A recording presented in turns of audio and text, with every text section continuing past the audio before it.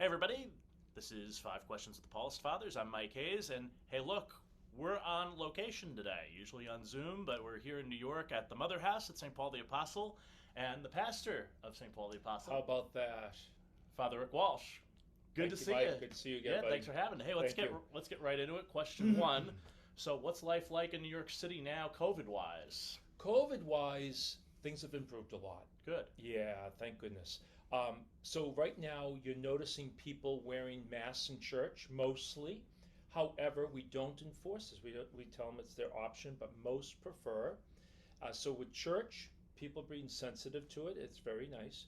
The only time I wear the mask now is on the subway or on a bus. Public Okay. transportation, they ask you to, they tell Right. you to. So I do it there. But it's probably a little bit of a false sense of security though, because there are a number of people getting COVID. Mind you, they're not sick. Right. In fact, some don't even know they have it, but there was somebody else who had it, so they get tested and find out they have it. So it's kind of a strange illness right now. And so, since question two, Yeah. since being pastor here at the Mother House, what's the one thing you learned about being a pastor you didn't know before? Ha! So only many one, right? things. Only one, right?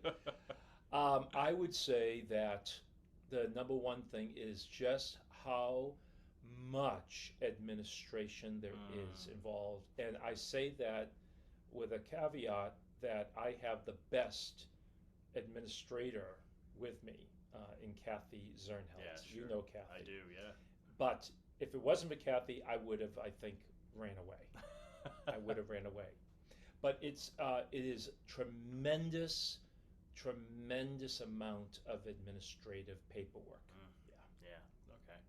And so, question three: during lockdown periods, what was something that gave you comfort? Was it a Netflix series or a food or a book? I've always been a big DVD collector. Oh wow. Yeah. Now, mind you, nothing like some people would have maybe, but I enjoy DVDs. And what brought me comfort was I bought a all region DVD because on Amazon it's so much cheaper to buy something from England or some other place. Oh, sure. Yeah. So I bought a DVD player for $35 and I got all these videos. So instead of paying like $300 for the entire Midsummer Murder collection, I paid something like $100. Oh wow. And I got 22 seasons. Wow. Yeah. So that's the kind of solace I took, going to my room at night and watching a murder, and there's at least 5 murders in every episode. So it was good to know that life is safer here in New York. Yeah, sure. Than that Cotswold region of England. Right, exactly. And so, question four: you're a Boston guy, and I am indeed. You've been living in New York for some time now. So, what's a stereotype that Bostonians have about New Yorkers that you've found not to be the case? Oh, they think New Yorkers are rude, and oh my gosh, Bostonians, you are so much more rude than New Yorkers. I must say that.